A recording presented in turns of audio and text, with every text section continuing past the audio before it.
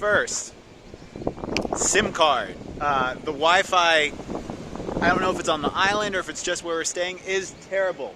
Also, filming this on the front-facing camera of the K20 Pro. How's it look? How's it sound?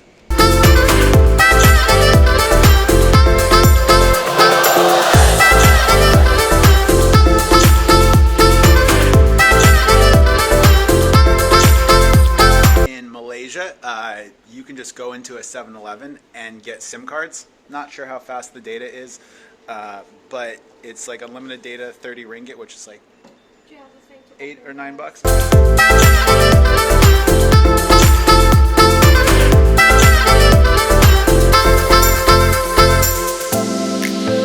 Well, I hope you guys enjoyed that little intro. This is my travel vlog slash K20 Pro video review. Before I start talking about that experience, I want to say thanks to everyone that uses my affiliate links. Go ahead and check out my Twitter as well as XIAOMItography. It's where I'm doing a bunch of user-generated as well as photos I've taken on Xiaomi devices on Twitter and Instagram. But today we are going to be talking about the K20 Pro 4K 60. Does it have it? First off, to start talking about what is EIS. So EIS is electronic image stabilization. And we are all familiar with this idea of computational photography. And in this instance, we're kind of talking about computational videography. And what EIS truly is now is using electronic algorithms, using computational algorithms to reduce jitter, shakiness in video. And now there's kind of two different takes on electronic image stabilization. First one is using the integrated gyroscope on, well, both types use the integrated gyroscope on the device, but using information from that to go ahead and shift the image internally and either straighten out lines or basically create images that aren't there in order to reduce shake. That would be kind of like the simplest way I can use to explain it. And in doing so, sometimes you'll see lines that are like warped and wobbly, or you'll see like a weird jello effect in video. Oftentimes, this is used after the fact in post-processing software. Using this kind of EIS can sometimes create artifacts or create things in video that we don't want to see.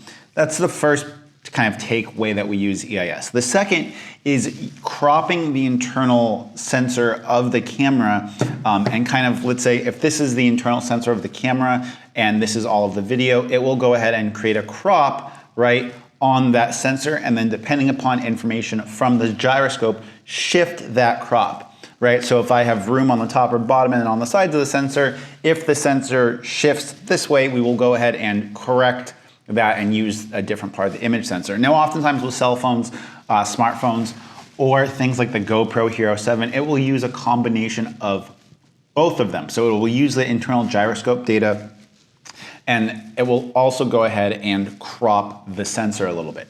And one thing I've noticed, or what I've noticed about using the K20 Pro, firmware bugs aside, is that there is 4K 60 and there is certain amounts of it. Now, the amount of stabilization that you see on EIS, a lot of that because it's computational, there can be a range in how much it actually is stabilizing it.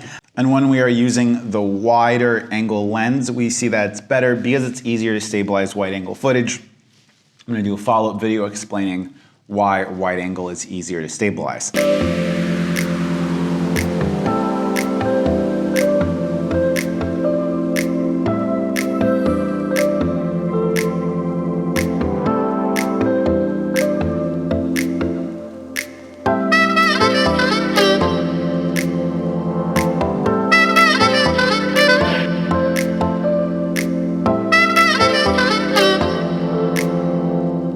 Just made it to Little India. Little India is the center of Indian food and culture here in Penang. We're for sure going to end up eating an Indian dinner tonight. I've been using the front-facing camera quite a bit on the K20 Pro for a lot of these like selfie videos.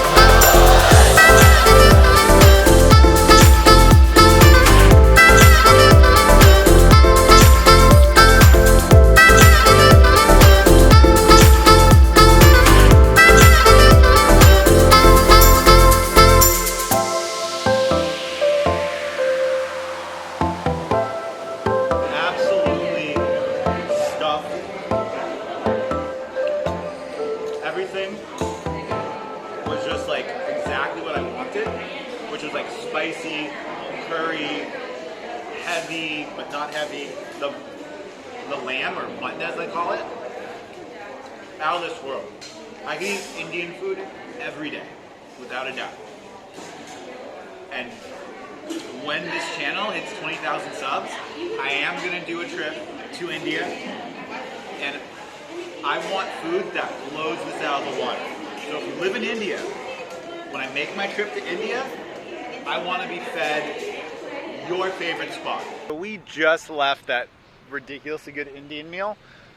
We're perusing around a little bit and just kind of enjoying some of the kind of low-key stuff locals would do. For those that don't know, because Malaysia is a Muslim country, the taxes on alcohol and just like drinking in general here is pretty expensive.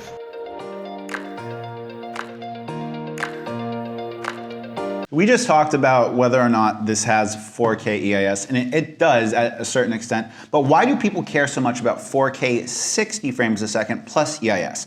And I feel like a lot of smartphone, tech phone review people are talking about 4K 60, have no idea why it's even desirable. Well, let's just go ahead and break this down. When we have camera shake or camera movement in a video, the more the camera moves, the more jittery it looks, the less stable it looks. If we can slow down that movement in camera or after camera, obviously, like in editing, we can slow down that movement, and what that does is that can take an image that would look shaky, and because that movement now is slowed down to half or maybe a quarter of the speed, that movement doesn't look so dramatic. So if we can slow down that amount of movement, it makes that the jitters and whatnot look less dramatic, A, and then B, remember how we talked about in the first part of this video, electronic image stabilization working in regards to computational videography to go ahead and remove jitters. Well, if we have 4K footage, it's gonna have more than double the resolution of a standard 1080p image. So being able to go ahead and use those extra pixels to either crop the image to reduce shake, or using those to go ahead and give us more information so that we can go ahead and stabilize that image in post, gives us a more usable video clip. And overall, if you're trying to create content, having 4K 60 is a really, really powerful thing.